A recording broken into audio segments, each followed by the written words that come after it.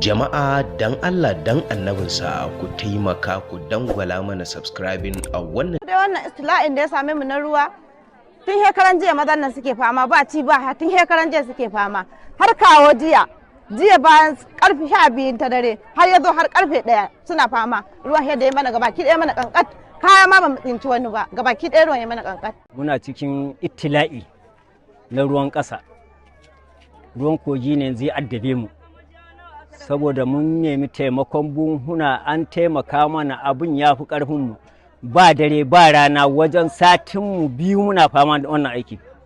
To alhamdulillah inna lillahi wa inna ilaihi raji'un. Wannan ambaliya ruwan da aka sako ne daga Tiga.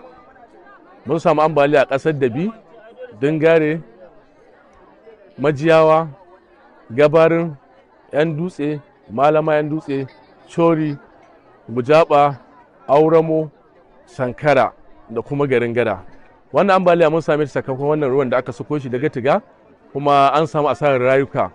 Mutum 13 sun fada cikin kwale-kwale. Allah da ikonsa mun samu guda 7. Yanzu muna neman mutum 6.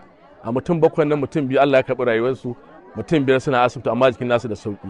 An samu asarar dukiya ta ko'ina da gonakai gaba ɗaya, don mutanen al'umma da suke wannan garuruwan gaba ɗaya matsugunni ma suke na gun da su tsugunna.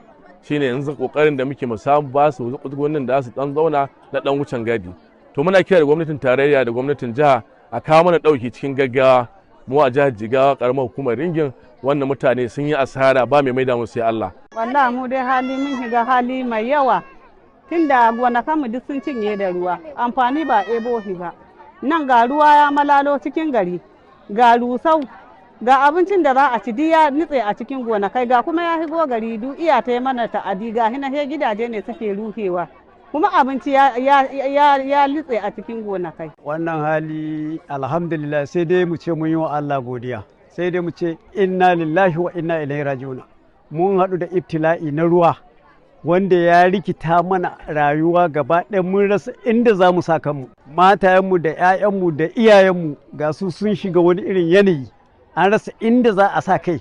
Saboda haka muna da bukata gwamnatin jiha, daga kan gwamnatin local government har zuwa gwamnatin jiha da kuma gwamnatin tarayya, muna bukatar taimakon gaggawa domin ta duba wannan al'umma fi sabilillahi, domin an shiga wani irin hali.